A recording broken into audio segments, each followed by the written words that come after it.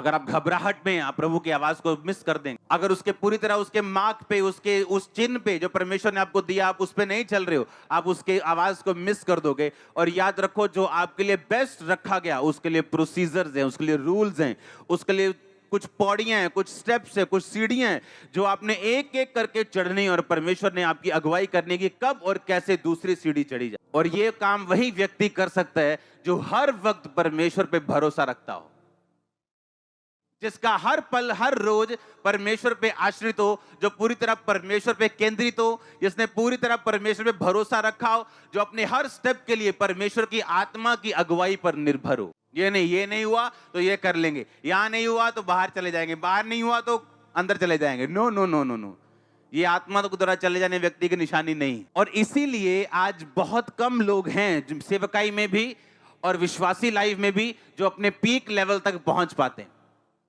क्योंकि उसके बीच में जो मुश्किलें, जो रुकावटें और जो डिस्ट्रैक्शंस हैं, उसको आपको पार करना है अपना बेस्ट पाने के लिए। उस डर को पार करना है आपने, रेस्टलेस को, उस बेआरामी को आपने पार करना है, उस अविश्वासी मन को आपने पार करना है, उस बेस्ट तक पहुंचने के लिए, उस उत्तम तक पहुंचने के लिए जो परमेश्वर ने आपके लिए रखा हुआ। उसने कहा परमेश्वर के मार्गों में उत्तम पदार्थ पाए जाते हैं। और बाइबल ऐसा भी कहती है नए नियम में कि परमेश्वर का मार्ग संकर है और थोड़े हैं जो इसे पाते हैं। चौड़ा है वो मार्ग जो विनाश तक पहुंचता है और बहुत उसमें चलते हैं, और लिखा संकरा है वो मार्ग जो स्वर्ग तक पहुंचता है और थोड़े इसे पाते हैं।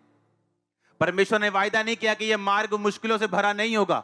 उसने कहा यह मार्ग संकरा होगा, तंग होगा, लेकिन उसके मार्ग में ऐसे उत्तम पदार्थ पाए जाते हैं जो किसी मार्ग में आपको नहीं मिलेंगे। उत्तम पदार्थों के आप मालिक होंगे, आपकी हर चीज उत्तम होगी। अगर नहीं होगी तो अपनी प्रार्थना और मेहनत से आप उसे उत्तम बनाएंगे। आपको परमेश्वर ने फाइट करने का अधिकार दिया, प्रार्थना करने का अधिकार दिया, मांगने का अधिकार दिया। आप उन लोगों की तरह दीवारों पे सिर नहीं मार रहे हो जो किस्मत के सहारे चलते हैं, बोलते जो ऊपर से लिखा गया लिखा गया।